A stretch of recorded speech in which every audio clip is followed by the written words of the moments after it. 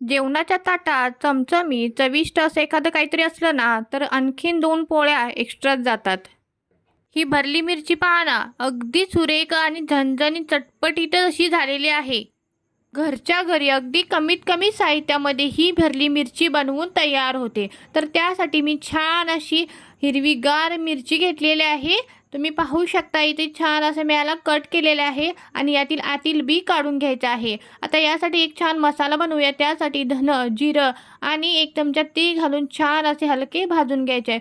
सोबतच मी इथे किसलेलं सुकं खोबरं देखील घातलेलं आहे. ते देखील छान आपण यामध्ये भाजून घेणार आहोत. थंड झाल्यानंतर एका मिक्सरच्या भांड्यामध्ये याचं छान जाडसर असं वाटण तयार करायचं आहे. सोबतच यामध्ये मी लाल तिखट घातलेला आहे, अर्धा चमचा धना पावडर, जिरा पावडर, चवीपुरतं मीठ घालायचं आहे आणि भरपूर अशी बारीक चिरलेली कोथिंबीर घालायची आहे. छान असं सगळं मिक्स करायचं आहे. सोबतच मी इथे एक उकडलेला बटाटा देखील घातलेला आहे. हाताने छान असे मिक्स करून घ्यायचं आहे.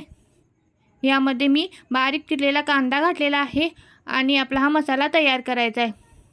कट केलेल्या मिरच्यांमध्ये आपण हा मसाला घालून घेणार आहोत. आता कढईमध्ये तेल गरम करून जिरं, हिंग, कढीपत्ता घालून छान खमंग फोडणी तयार करायची आहे. सोबतच लाल तिखट घालायचं आहे आणि आपण ह्या भरलेल्या मिरच्या आहेत त्या यामध्ये घालणार आहोत. 2 ते 3 मिनटं छान अशा परतवून घ्यायच्या आहेत आणि थोडंसं पाणी घालून याच्यावरती झाकण ठेवून आपण पुन्हा याला 2 मिनटं शिजवून घेणार आहोत.